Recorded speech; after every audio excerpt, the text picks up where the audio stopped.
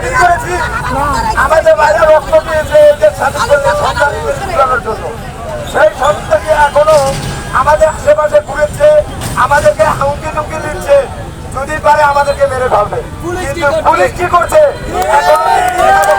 করতে পারছে নেতাকে তাদেরকে দিচ্ছে।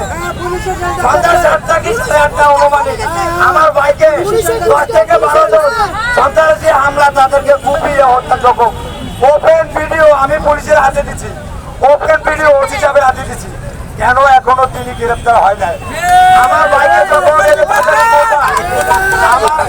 আমার ভাই নতুনটাকে যখন কোথায় আমরা দোকান থেকে এগিয়ে গেলাম, আমরা 3 ভাই একের পর এক সবাই আমাদেরকে কোপাতে থাকে।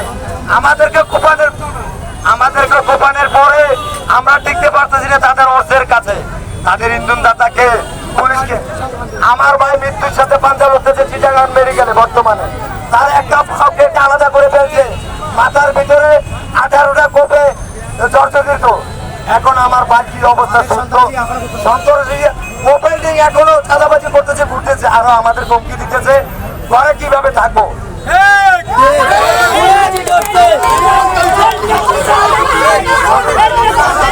আমরা চাইতেছি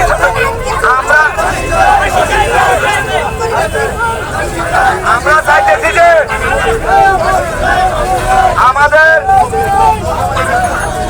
আমরা চাইতেছি যে প্রধান উপদেষ্টা ডাক্তার ইউনূসের নীতি মতো 24 ঘন্টার ভিতরে তাদেরকে গ্রেফতার করা হোক।